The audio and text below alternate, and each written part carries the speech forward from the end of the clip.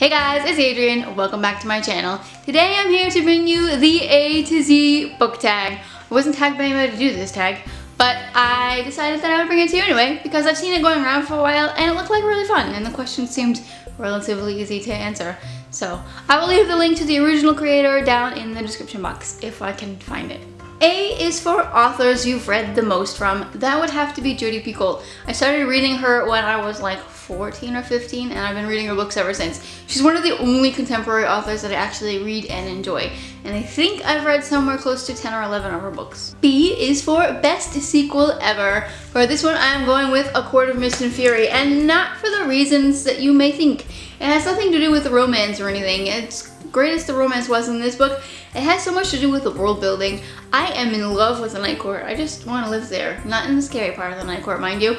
But I really enjoyed this book because of the world building, and I also love the fact that it just kind of took the first book and then like shook it like crazy and said, here you go, this is nothing like what you expected it would be. Really great book. C is for currently reading. I always have two books going on at the same time, one audiobook and one physical book, because when I'm at home I like reading the physical books. When I'm doing something like cleaning or going to work or wherever it is that I have to pick up my kids from school, I listen to an audiobook because it kills time and I like audiobooks. So the audiobook that I'm listening to still, I've been at it for almost 2 months and I'm only like 66% in, is The Fiery Cross by Dana Gabaldon. This book is, an audiobook is like 54 hours long. It's taken forever. And as far as physical books goes, this month I picked up the Selection series and I've been working my way through it. So I am now at book 3, which is the concluding novel to the original trilogy, The One by Kier Cass. I got some things to say about this series, but you'll hear about those in my March wrap up. D is for drink of choice while reading. Nothing, because I can't drink and read at the same time. I really envy people that can.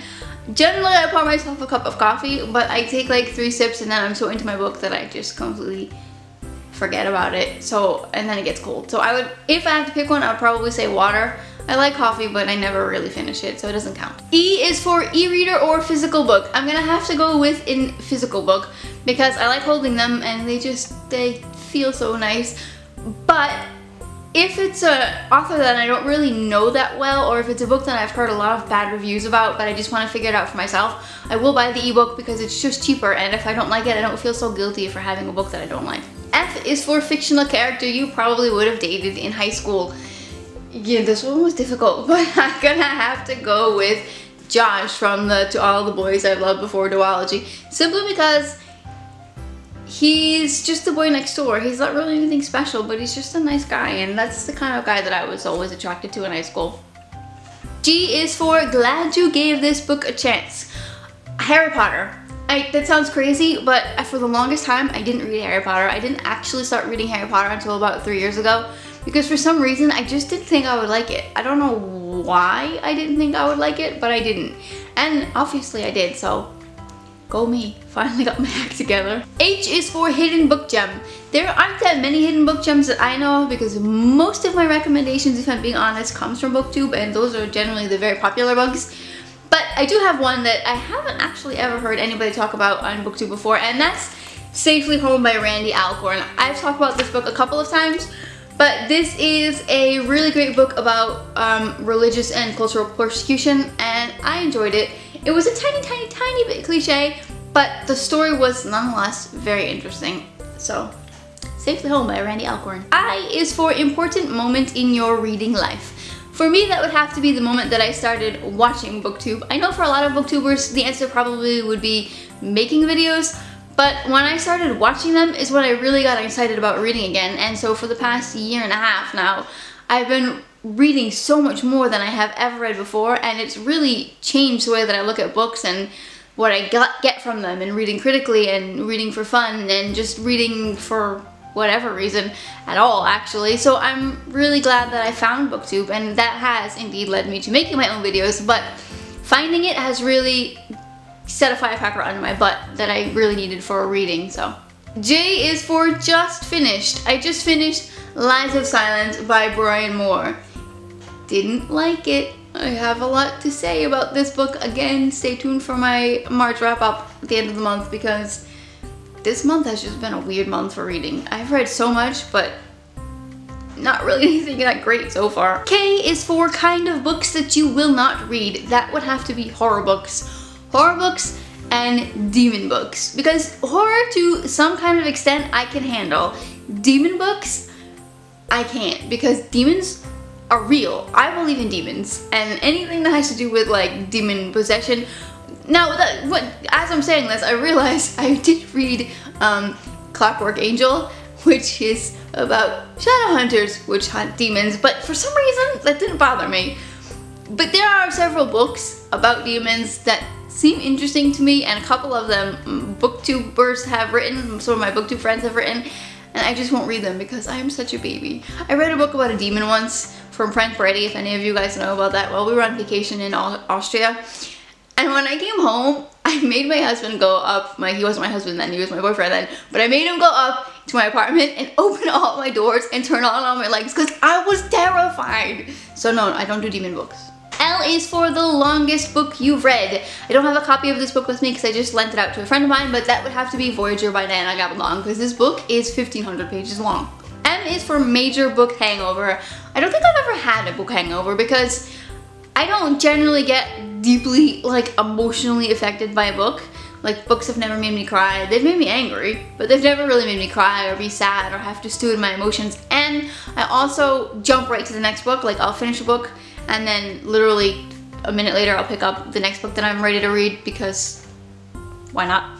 So I've never really had a book hangover. I should work on that. Hangovers on my to-do list. Check, check. N is for a number of bookshelves you own. Downstairs I have 3, so these 2 big ones and the little one in the middle. Upstairs in my kids' room I have another bookshelf that houses majority of their books, some of my favorite kids' books. And then in my bed there's like these little built-in shelves, so I don't know if those count, but if they do, then in total 6. O is for one book you've read multiple times. This is actually kind of a funny one because there is only one book that I've read multiple times. I am not a rereader because I have a really great memory. I'm working on it though. I'm gonna reread a book this year.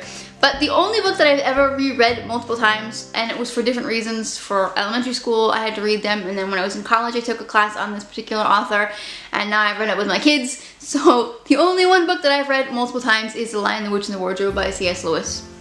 I really liked it. Oh, and obviously The Magician's Nephew and The Voyage of the Dawn Treader and the first 4 books. I think I've read the total of first 4 books at least twice.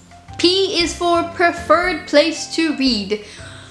I like to read downstairs on my couch because I like to read with natural daylight. I don't do well with artificial lighting. It makes my eyes a little crazy. So I generally read during the day downstairs on my couch because there's the most light down here. I do read in my bed sometimes. I need to get a better lamp so that I don't get a headache, but if I can read before I go to bed, I'll read in my bed. But generally, I don't read before I go to bed because then I just never sleep. Q is for quote that inspires you.